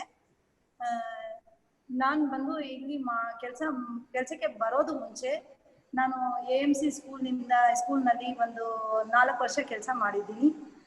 ಅಲ್ಲಿ ಬಂದು vocational training ತರ ಕೊಡ್ತಾ ಇದ್ದೆ. ಆಮೇಲೆ instructor ಆಗೋದು ಮುಂಚೆ ನಾನು ಒಂದು ಪೇಷಂಟ್ ಪ್ಯಾರೆಂಟೆ. ಅದು ನನಗೆ ಬಂದು ನನ್ನ ಮಗನಿಗೋಸ್ಕರ ನಾನು ಊರ್ ಬಿಟ್ಟು ಇಲ್ಲಿ ಬಂದು ನನಗೆ ನಿಮಾನ್ಸ್ನಲ್ಲಿ ಒಂದು ಈ ತರ ಅವಕಾಶ ಸಿಕ್ಕಿದೆ ಅಂದ್ರೆ ನನಗೆ ಬಹಳ ಸಂತೋಷ ಆಗ್ತಾ ಇದೆ. ಅದೇ ಇದರಲ್ಲಿ ನನಗೆ ಬೇರೆ ಪೇಷಂಟ್ಗೂ ಹೇಳ್ಕೊಡೋದು ಅವಕಾಶ ಸಿಕ್ಕಿರೋದಕ್ಕೆ ಅದು ಬಂದು ಯಾವ ತರದ್ದು ಸಿಕ್ಕಿದೆ ಅಂದ್ರೆ ಡೈಲಿ ಅವರು ಮನೆಯಲ್ಲಿ ಅವ್ರ ಕೈನಿಂದ ಮಾಡಿ ತಿನ್ನೋ ತರ ಅವ್ರ ಕೆಲ್ಸನ ಅವ್ರು ಮಾಡ್ಕೊಂಡು ಇರೋ ತರ ಹೇಳ್ಕೊಡೋದು ಅವಕಾಶ ಸಿಕ್ಕಿದೆ ನನಗೆ. ನಮ್ ಕೆಫೆನಲ್ಲಿ ಪೇಷಂಟ್ ಬಂದ್ರೆ ನಮ್ಗೆ ಮುಂಚೆನೆ ಡಾಕ್ಟರ್ ಇನ್ಫಾರ್ಮ್ ಮಾಡಿರ್ತಾರೆ ಅವ್ರಿಗೆ ಯಾವ ತರದ್ದು ಕಾಯಿಲೆ ಇರುತ್ತೆ ಅಂತ. ಅದ್ರ ತಕ್ಕಾಗಿ ನಾವು ಅವ್ರಿಗೆ ಟ್ರೈನ್ ಅಪ್ ಕೊಡ್ತೀವಿ. ಅವರು ಯಾವ್ದು ಅವ್ರಿಗೆ ಇಂಟ್ರೆಸ್ಟ್ ಇಲ್ಲ ಆ ತರದ್ದು ಕೆಲಸ ನಾವು ಕೊಟ್ಟು ಫೋರ್ಸ್ ಮಾಡಿ ಮಾಡಲ್ಲ. ಅವ್ರಿಗೆ ಯಾವ್ದ್ರಲ್ಲಿ ಇಂಟ್ರೆಸ್ಟ್ ಇರುತ್ತೆ ಸಪೋಸ್ ಚಾಪಿಂಗ್ ವೆಜಿಟೇಬಲ್ಸ್ ಚಾಪಿಂಗ್ ಮಾಡೋಕೆ ಅವ್ರಿಗೆ ಫಸ್ಟ್ ಅದು ಏನಿದೆ ಅಂತ ಐಡೆಂಟಿಫೈ ಕೂಡ ಮಾಡ್ಬೇಕಾಗುತ್ತೆ. ಯಾಕಂದ್ರೆ ಅವ್ರಿಗೆ ಗೊತ್ತಿರಲ್ಲ, ಸ್ವಲ್ಪ ಪೇಷಂಟ್ಗೆ ಅದು ಐಡೆಂಟಿಫಿಕೇಶನ್ ಕೂಡ ಗೊತ್ತಿರಲ್ಲ, ವೆಜಿಟೇಬಲ್ಸ್ದು ಫ್ರೂಟ್ಸ್ದು ಎಲ್ಲ ಅದೆಲ್ಲ ನಾವು ಹೇಳ್ಬೇಕಾಗುತ್ತೆ. ಅದು ನಾವು ಸ್ವಲ್ಪ ಒಂದೇ ಸತಿ ಹೇಳಿದ್ರೆ ಅರ್ಥ ಆಗಲ್ಲ. ನಾವು ಪದೇ ಪದೇ ಹೇಳಿ ಅವ್ರಿಗೆ ಸ್ವಲ್ಪ ಎಂಕರೇಜ್ ಮಾಡಿ ಹೇಳಿದ್ರೆ ಅವ್ರಿಗೆ ಅರ್ಥ ಆಗುತ್ತೆ. ಆಮೇಲೆ ನಿಧಾನಕ್ಕೆ ಕೆಲಸ ಮಾಡೋದು. ಅವರು ಫಾಸ್ಟ್ ಆಗಿ ಮಾಡೋಕ್ಕೆ ಅವ್ರಿಗೆ ಆಗಲ್ಲ, ಅದಕ್ಕೆ ನಿಧಾನಕ್ಕೆ ಮಾಡೋಕ್ಕೆ ನಾವು ಅವ್ರಿಗೆ ಕೊಡ್ತೀವಿ. ಆದ್ರೆ ನಾವು ಸ್ವಲ್ಪ ಮೆಜರ್ ಮಾಡ್ಬೇಕಾಗುತ್ತೆ, ಯಾಕಂದ್ರೆ ನೈಫ್ ಇರುತ್ತೆ ಅವ್ರ ಕೈನಲ್ಲಿ, ಅದಕ್ಕೆ ನೈಫ್ಗೆ ನೋಡ್ಕೊಂಡು ಅವ್ರಿಗೆ ಚಾಪಿಂಗ್ ಮಾಡುವಾಗ ವೆಜಿಟೇಬಲ್ಸ್ ಎಲ್ಲ ನಾವು ನೋಡ್ಕೋಬೇಕು. ಆಮೇಲೆ ಸ್ವಲ್ಪ ಪೇಷಂಟ್ ವೆಸಲ್ಸ್ ವಾಷಿಂಗ್ ತೋರಿಸ್ತೀವಿ ನಾವು ಅವ್ರಿಗೆ, ಅವರು ಇಲ್ಲಿ ವೆಸಲ್ಸ್ ವಾಷಿಂಗ್ ಮಾಡ್ತಾರೆ. ಆಮೇಲೆ ಕುಕಿಂಗ್, ಟೀ ಕಾಫಿ ಒಂದು 2 ಮೆಂಬರ್ಸ್ 3 ಮೆಂಬರ್ಸ್ಗೆ ಟೀ ಕಾಫಿ ಮಾಡೋ ತರ ಹೇಳ್ಕೊಡ್ತೀವಿ ನಾವು. ಆತರ ನಾವು ಇಲ್ಲಿ ಟ್ರೈನ್ ಅಪ್ ಕೊಡದ್ಮೇಲೆ ನಮ್ ಪೇಷಂಟ್ಸ್ ಇಲ್ಲಿ ರೋಸಸ್ ಕೆಫೆಗೆ ಬಂದ ಮೇಲೆ ಅವರು ಮನೆಯಲ್ಲಿ ಹೋಗಿ ಒಂದು ಪೇಷಂಟ್ ಬಂದು ಹೋಗಿ ಅವ್ರ ಫ್ಯಾಮಿಲಿ ಮೆಂಬರ್ಸ್ಗೆ ಸ್ಯಾಂಡ್ವಿಚ್ ಕಲ್ತಿರೋದು, ನಾವು ಹೇಳ್ಕೊಟ್ಟಿದ್ದು ಸ್ಯಾಂಡ್ವಿಚ್ ಕಲ್ತಿರೋದು ಅವ್ರ ಫ್ಯಾಮಿಲಿಗೆ ಹೇಳ್ಕೊಟ್ಟಿದ್ದಾರೆ. ಅಲ್ಲಿ ಮಾಡಿ ಅವ್ರಿಗೆ ಸರ್ವ್ ಮಾಡಿದ್ದಕ್ಕೆ ಅವ್ರ ಮನೆಯಲ್ಲಿ ತುಂಬಾ ಖುಷಿ ಪಟ್ಟಿದ್ದಾರೆ. ಅದೇ ತರ ಇನ್ನೊಂದು ಪೇಷಂಟ್ ನಮ್ ರೋಸಸ್ ಕೆಫೆನಲ್ಲಿ ಬರೋದು, ಅವರು ಹೋಗಿ ಅವ್ರ ತಾಯಿಗೆ ಬೆಳಗ್ಗೆ ಬ್ರೇಕ್ಫಾಸ್ಟ್ ನಲ್ಲಿ ಸ್ವಲ್ಪ ಅಡ್ಗೆ ಮಾಡೋದೆಲ್ಲ ಹೆಲ್ಪ್ ಮಾಡಿದ್ದಾರೆ. ಅದಕ್ಕೆ ಅವ್ರ ತಾಯಿನೂ ನಮ್ಗೆ ಫೀಡ್ಬ್ಯಾಕ್ ಕೊಟ್ಟಿದ್ದಾರೆ, ತುಂಬಾ ಚೆನ್ನಾಗಿ ನಮ್ಮ ಮಗಳು ಕಲ್ತಿದ್ದಾಳೆ ಅಂತ. ಇದೇ ತರ ಇನ್ನೊಬ್ರು ಮನೆಯಲ್ಲಿ ವೆಜಿಟೇಬಲ್ಸ್ ಚಾಪಿಂಗ್ ಮಾಡ್ತಾ ಇದ್ದಾರೆ, ಅವರು ನಮ್ಗೆ ಹೇಳಿದ್ದಾರೆ. ಈ ತರ ನಮ್ ಪೇಷಂಟ್ ಇಲ್ಲಿ ಬಂದು ಕಲ್ತ್ಕೊಂಡು ಆಚೆ ಕಡೆ ಹೋಗಿ ಅವರು ಏನಾದ್ರು ಒಂದ್ ಮಾಡ್ತಾ ಇದ್ದಾರೆ ಅಂದ್ರೆ ನಮ್ಗೆ ತುಂಬಾ ಸಂತೋಷ ಆಗ್ತಾ ಇದೆ. ಅದೇ ತರ ನಾನು ಒಂದು ಪೇಷಂಟ್ ತಾಯಿ ಇರೋದಕ್ಕೆ ನಾನು ನನ್ ಮಗಂದು ಚೇಂಜಸ್ ನಾನು ನೋಡಿದ್ದೀನಿ. ಮುಂಚೆ ಇರೋ ತರ ಇವಾಗ ಇಲ್ಲ, ಅವ್ನಿಗೆ ಕೆಲಸ ಮಾಡೋದ್ರಲ್ಲಿ ಇಂಟ್ರೆಸ್ಟ್ ಬರ್ತಾ ಇದೆ. ಅದು ಒಂದು ನಾವು ಅವ್ರಿಗೆ ಸಪೋರ್ಟ್ ಮಾಡಿ ಅವ್ರಿಗೆ ಇನ್ನೂ ಜಾಸ್ತಿ ಬೇರೆ ಬೇರೆ ಆಕ್ಟಿವಿಟೀಸ್ ಹೇಳ್ಕೊಟ್ಟು ಅವ್ರಿಗೆ ಇಂಪ್ರೂವ್ಮೆಂಟ್ ಮಾಡೋಣ ಅಂತ ನಾನು ಕೇಳ್ಕೊತೀನಿ. ಅದು ನಂದು ಅಭಿಪ್ರಾಯ ಆಗಿದೆ, ನಾನು ನೋಡಿದ್ದಕ್ಕೆ ನಾನು ಹೇಳ್ತಾ ಇದ್ದೀನಿ. Now I will translate what Suraya had said now. She told earlier she had worked in AMC for 4 years, and also before coming to Roses Cafe, the main reason she came was because of her son. She is also a caregiver. So after coming to Roses Cafe, she has seen a lot of changes in the patient and also with her son. And what she said was, like, individually each patient they have their own needs and specifications, so she has to go through that and then accordingly select a work for them. Like, some patients will be involved in cutting vegetables or peeling, other patients will be involved in tea or coffee making, while others will be involved in vessel washing. So whatever work is assigned to them, we take care of their interest and then that work is assigned to them. And also what she told was, in the last 1 year when she has worked in Roses Cafe, she has seen the changes among the patients and also with her son, and she feels it's happy that a lot of changes has happened, and many of the patients are able to do small chores at their home also, and even parents are happy about it. Now I would like to invite Dr. Sai Lakshmi Gandhi and Dr. Shivakumar for the interactive section. Yes, I request Dr. Shivakumar to take over. I think there were many queries about Roses Cafe, and Dr. Shivakumar has been a very integral part of the cafe from the time it started. He's helped a lot in many ways. So I think this is the correct time to ask questions about initiating such cafes. I saw many questions in the chat box, how to start such cafes in your own places. Yes, it's open for discussion now. Yeah, good afternoon, everyone. I think we have had a fruitful discussion and covered various topics. So I think there is a lot of interest in Roses Cafe and then other activities which people can do at home. So one thing is, like, it is a team effort and it requires help of everyone. So it is not only professionals. The role of family caregivers is very important. So it is with their support that we have been able to start and then sustain this particular initiative. So as Dr. Sai Lakshmi has also indicated in chat, like we had a conference in Rohtak, and where actually the people over there, they have also replicated this and they were in touch with us to start it. So it is up to people to start these initiatives and then sustain it. So I think, like, even Sambandh Foundation, which I think Akriti has mentioned here. So it has been started by family caregivers to find solutions. So I think that that is the way forward when we do that. And there are several organizations who are working in the field of rehabilitation. Like while here in NIMHANS we are one, so there are other organizations in the south. Like RFS Bangalore is a very old organization, and Ms. Sumana actually is representing that organization. Medico Pastoral Association is pretty old, which again is in Bangalore. So there is Chelamuthu Trust in Madurai. I think we have representatives from Bodhi.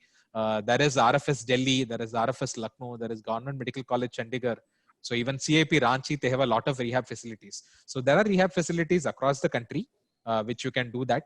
And several other organizations which we have mentioned, like I think one of the participants has asked for contact details, etc. So you just Google it. I think you will be able to get it, including the contact details, email ID, etc. So these are organizations which you can easily access in public. To just kickstart the discussion, maybe I'll also like to pose one question to Dr. Manjula. It is about the role of friend chaining and then back chaining. So how to work with an adult like who has actually understood a lot of things, but family caregivers do face difficulties when you have to motivate them, when you have to encourage them to do something. So how can they actually, what is the principle of friend chaining, back chaining, and how can family members use that? Dr. Manjula, can you guide us in that? Yeah, so actually it is like again like breaking the task into the that small bits, that is what we were discussing. And maybe like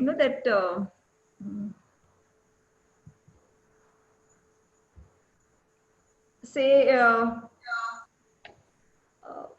like the task can be completed from the like say the beginning part of it, or towards that how to complete the task, that is something. So you can actually make the person complete the task. You complete the whole thing, and then maybe like you can ask the person to say give that completing touch at the last part of the task. Okay, that is one part of it.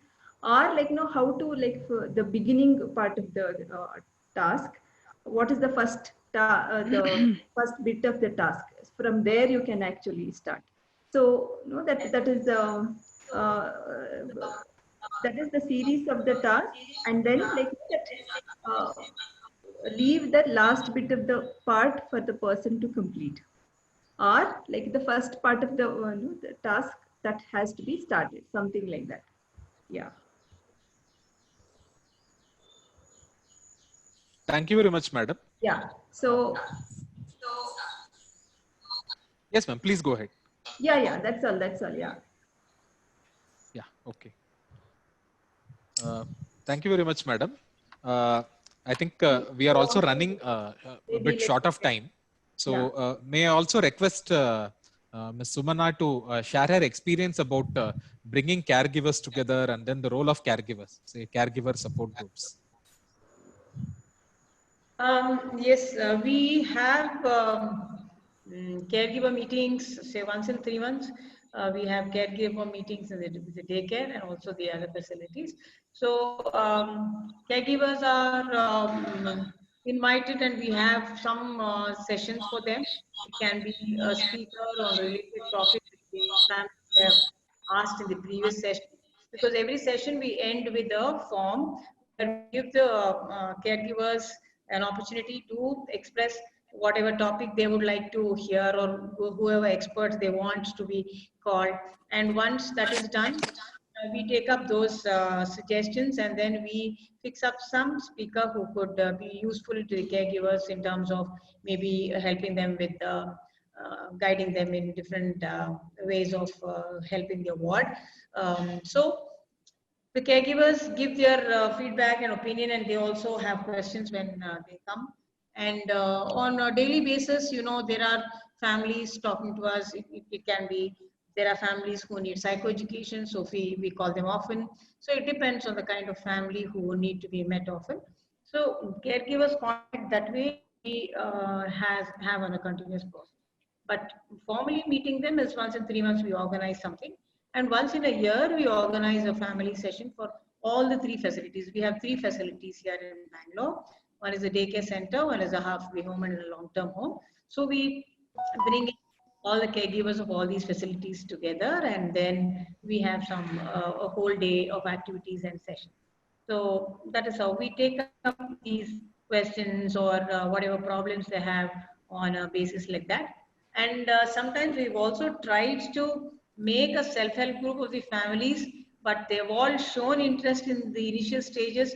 And when once the families are named that they'll be taking the leadership, they have not come forward. So that is a little disappointing.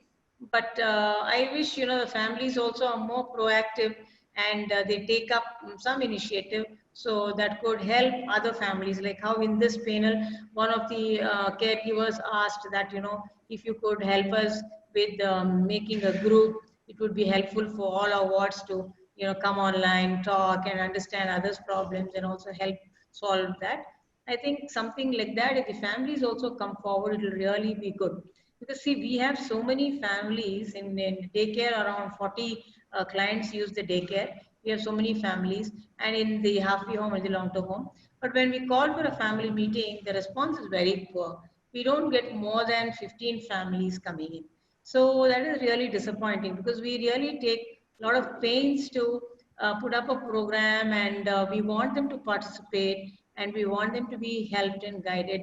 But the takers, from their side, when there is a disappointing figure, it is really bad. So I really call upon these families to be more proactive and come forward. If they are proactive, definitely they can organize people together, have self groups, and thrash out all their problems. They get solutions. It will really be good. So that is what I can say, sir. Thank you very much, madam. So, like one is about having caregiver groups, which is supervised by professional organizations like Nimhans and then Richmond Fellowship Society, etc. There are also some caregiver organizations like Amend, Face MI also, where family members have actually come together and they are actually doing a lot of advocacy work in fighting for the rights of persons with mental illness and for rights of persons with intellectual disability. We have also heard representatives from what was earlier KPMRC. So that is actually the power of caregivers. And there is actually an umbrella organization called Parivar for parents who have a child with developmental disability. So I think that like these are welcome initiatives like which has been going on. But unfortunately, the awareness about some of these things are poor. And Parivar is something where it is spread throughout the country. So it actually has branches in all districts of the country. So this is something which people can look up at. And I think, yes, Ms. Madhu has actually asked for Nimhans to organize a basic training for caregivers. Ma'am, definitely we will actually consider about that, to do that. And like, we will definitely look into it. Like even having these online sessions is actually one way to try to reach out to you. Yeah, but maybe once COVID is better. Yes, ma'am, please. Yeah, we could maybe have a short, 2-hour duration courses of online training, maybe, spread into 2 to 4 hours of basic training for caregivers. Because, somewhere the concerns are the same. And if we are all on the same page, it could also be, because yes, these help, but if we could just organize exclusively, maybe over 3 sessions, online also could be useful, I'm sure something can be looked at. Something basic, just very basic. Sure. We will definitely think about it, ma'am, and then we will plan something for it. Okay, thank you, sir. I think we have had a very fruitful session, ma'am, and it's about we are nearing time. So I'll just hand it over to Dr. Sai Lakshmi, who's been chairing the session. Yes, so thank you everybody. I think it was a very enriching session. We had wonderful talks by very eminent speakers, and there was excellent interaction from all the family caregivers. We are very happy at the interest that you have shown at initiating such cafes in your own places. And as I had said earlier, we are quite willing to help you all from our experience, what we had learned at Nimhans. And there are some needs which we also understood related to anger management and time management. So we will take up these in future sessions, also basic training of caregivers like Ms. Madhu wanted. So with this, I request Priyanka to conclude the session. Yeah, thanks to one and all for participating in the section. It was a very interactive section, and we were glad that we were also part of it. So thanks for this, and we will look forward to more sections in the future. Thank you for the opportunity, ma'am. And thank you, Dr. Sai Lakshmi. Yeah, thank you, madam. Thank you, Madam Sumana, Dr. Krishna. Thank you. Thank you for the opportunity.